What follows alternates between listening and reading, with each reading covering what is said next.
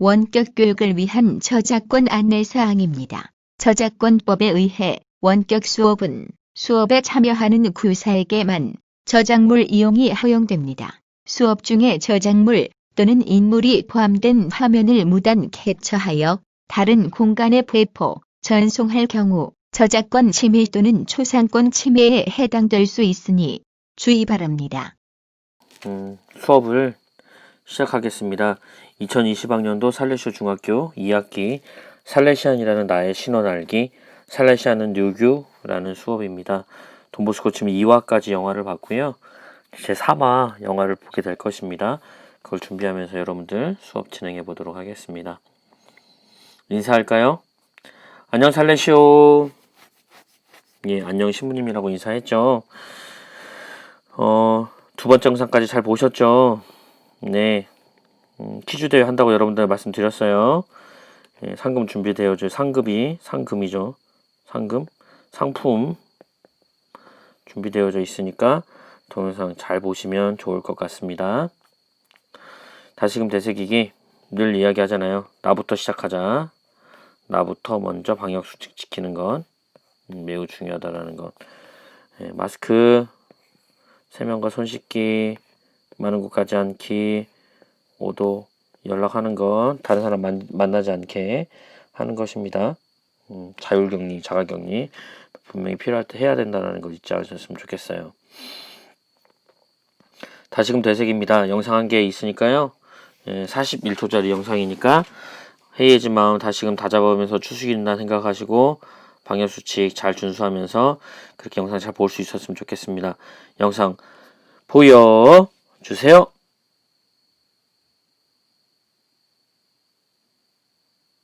네, 영상 잘 보셨으리라 생각합니다.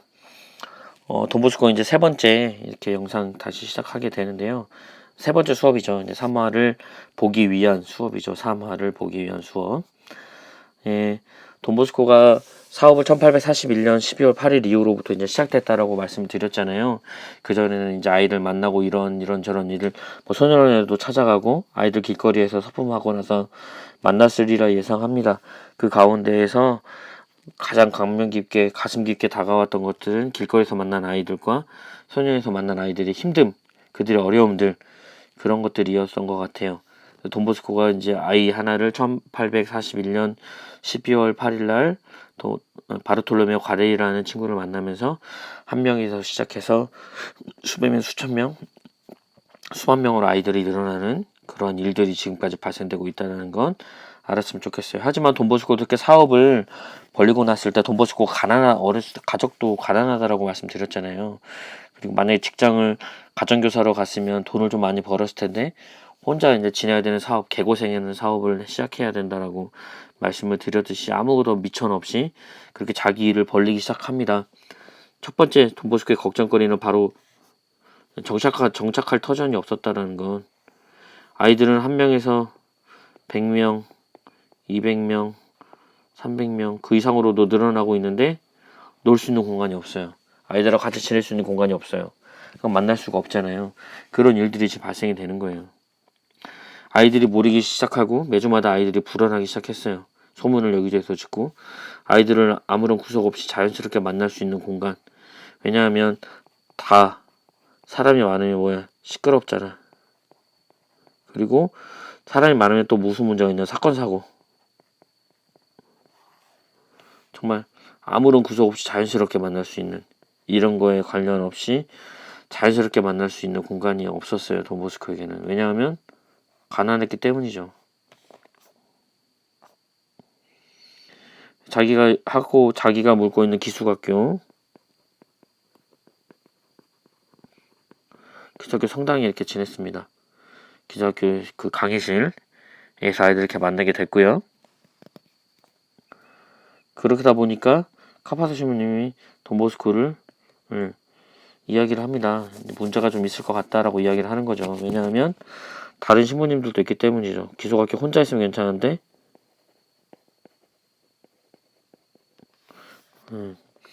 바르톨로메오 가레리를 만나고 초창기에 돈보스코가 기숙하던 사제학교에서 아이들을 만났어요.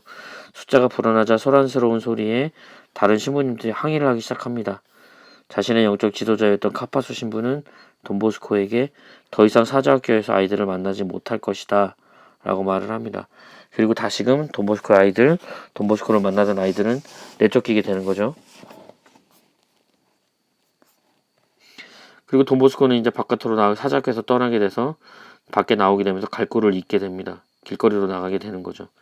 그리고 공터를 찾아 매일같이 아이들을 끌고 돌아다닙니다. 공터에서 아이들을 만나고요. 또 이리저리 옮겨 다니는 거예요. 이리도 갔다 이리도 옮겨갔다가. 예, 근데 그 모습을 보고 예, 어떤 여자가 자신의 있는 베드로 사사성당이라고 하는 성베드로 사사성당이라고 하는 그 신부님한테 이야기해서 저 아이들 좀 문제 좀 있다 저걸 좀 쫓아내라 항의를 해라 시에다가 고발해라 라고 이야기를 하는 거예요. 그럼에도 돈보스코의 아이들이 소란스러움으로 여러 사람들이 시청에 고발하는 거죠. 이것도 하나의 일원입니다. 성베드로 사사성당에 있는 주방 아주머니가 더 이상 못 참겠다며 시청에 고발을 합니다. 어떻게 됐을 것 같아요? 자기 자서전에 그 결과가 나와요. 이 할머니가 어떻게 됐는지, 이 여인이 어떻게 됐는지. 다행히 돈보스코의 아이들이 모임이 지속할 수 있는 장소를 바오로 후작 부인이라고 하는 곳에 자신이 직장을 잡은 거예요. 이거는 다시 사제로서 있다가 직장을 잡은 거예요. 백수 사제로 있다가 직장을 잡았다고 볼 수 있면 돼요. 바를로 후작 부인이 그때 과부였는데요. 바를로 후작 부인이 운영하는 소녀의 집에 담당 사제로 지내면서 아이들을 그 집에서 공터에서 모임을 가집니다. 소녀의 집에 아이들에게 추신 열심히 해달라고 이야기를 함에도 불구하고 열심히 하지만 또 다른 면에서는 자신이 데리고 있는 아이들을 만나기 위해서 노력했던 것입니다. 바로 후작 부인이고요. 돈보스코와 함께 영향을 미쳤습니다. 근데 중요한 건 아이들이 지내다 보니 바롤로 후작 부인의 그 소녀의 집에 공터에서도 역시나 마찬가지로 똑같은 사건이 일어납니다. 시끄럽죠. 또 남과 여가 만나면 문제가 자꾸 생기잖아요. 자꾸 만나게 되는 일로 문제가 생기게 됩니다. 소음과 예절면에서 좋지 않은 일이 생길 수도 있고 소녀가 함께 있는 곳에서 문제가 생길 수도 있는 조건이 되기에 돈보스코는 바를로 후작 부인 얘기해요. 돈보스코 이 자리를 계속할 수 없었어요. 결국 돈보스코는 다시금 길거리로 나가게 됩니다. 돈보스코는 정착할 수 없기에 고민에 빠집니다. 그리고 기도를 바칩니다. 제발 아이들이 함께 할 수 있는 공간에서 함께 할 수 있도록 도와달라고 이야기를 했겠죠. 그 순간 한 사람이 옵니다. 돈보스코를 찾아와요. 누군가가 찾아오는데 집을 소개시켜줘 온 사람입니다. 그래서 집을 나중에 피나르디 헛간이라는 곳에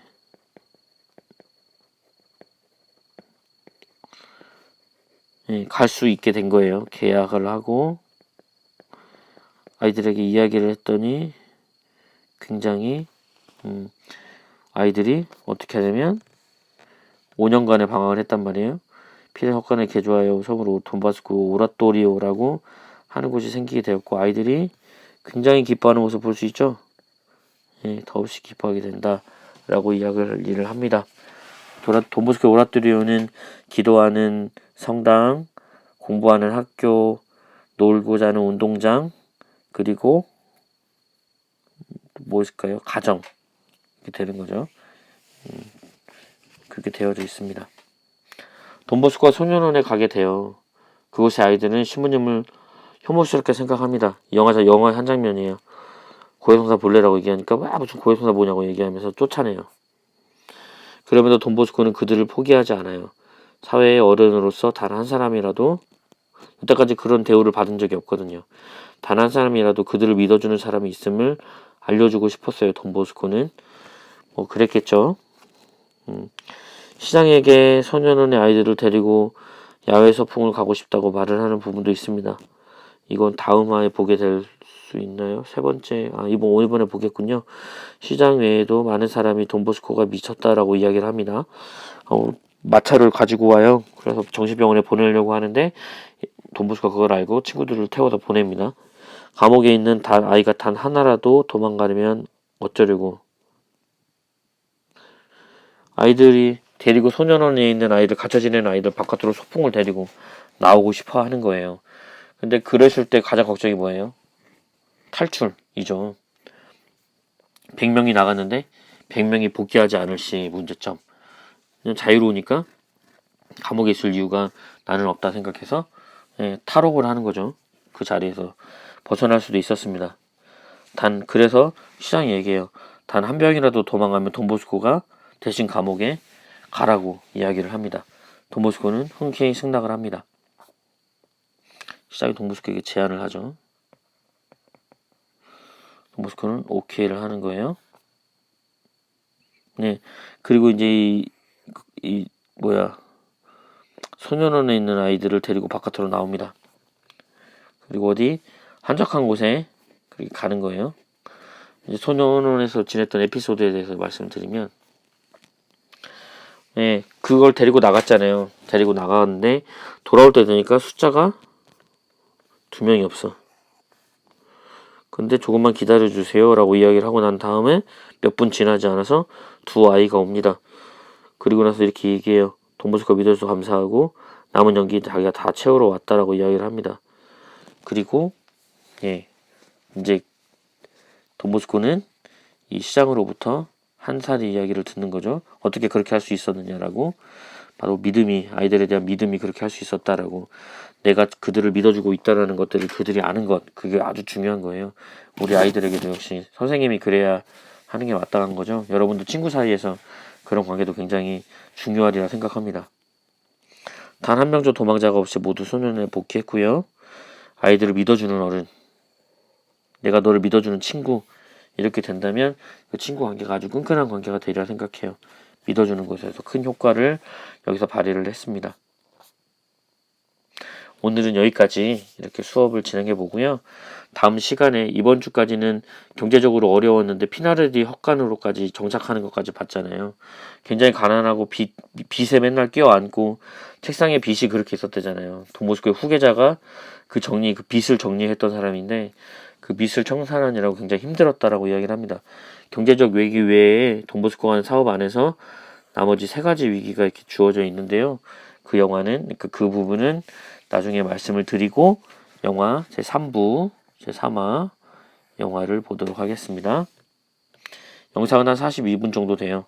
지난번과 같이 구글 드라이브로 업로드 해놓았으니까 이거 드래그 해가지고 복사해서 가져가셔서 보시면 되겠습니다. 네, 이거 다시 또 파일 하나 또 올려놓을게요. 지난번처럼. 오늘 영상은 사제사품 아니에요. 이 부분 아닙니다. 자, 오늘은 여기서 수업 마치도록 하고요. 영상 보면서 돈보스코가 사업 시작하고 그 사업이 얼마나 경제적으로 어려웠는지, 돈보스코가 얼마나 가난했는지 그것들을 뼈저리게 좀 느낄 수 있는 여러분들 되었으면 좋겠습니다. 오늘 수업 여기서 마치도록 하겠습니다.